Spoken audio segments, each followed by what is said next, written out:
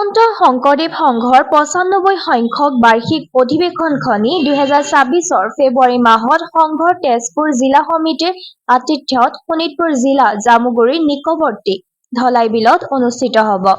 উক্ত অধিৱেশনৰ প্ৰথম পদক্ষেপ হিচাপে যোৰহাট জিলাৰ মহবন্ধা এৰাতলী পথাৰৰ পণ্ডিত সোণাৰাম চুতীয়াৰ সমন্বয় ক্ষেত্ৰত ৪দিনীয়া কাৰ্যসূচীৰে অনুষ্ঠিত সংঘৰ ৯৪ সংখ্যক অধিৱেশনৰ অন্তিম দিনা কালি বিয়লি সংঘৰ তেজপুৰ জিলা সমিতিৰ ভক্তপ্ৰাণ ৰাইজে ধৰ্মীয় ৰীতি-নীতিৰে ধৰ্মধ্বজা আনুষ্ঠানিকভাৱে সংঘৰ ৯৫ সংখ্যক অধিৱেশনৰ বাবে গ্ৰহণ কৰি ৰাতি তেজপুৰলৈ আদৰি আনে। আনহাতে কালি ৰাতি নাম কীৰ্তন আৰু খোলতালেৰে সংঘৰ ধৰ্মধ্বজালৈ ভক্তপ্ৰাণ ৰাইজ সংঘৰ তেজপুৰ মাজগাঁওস্থিত জিলা কাৰ্যালয়ৰ আৰু নামঘৰত উপস্থিত হোৱা সময়ত এক আধ্যাত্মিক পৰিৱেশ বিৰাজ কৰে।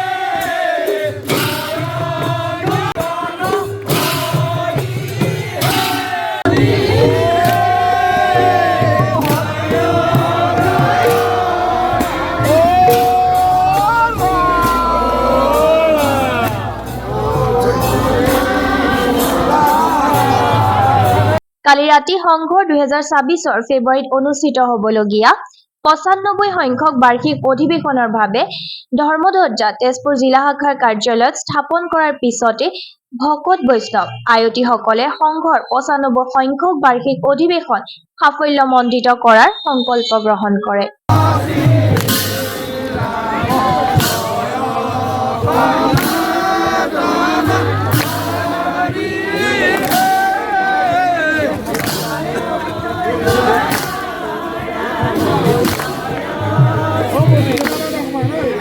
Bueno.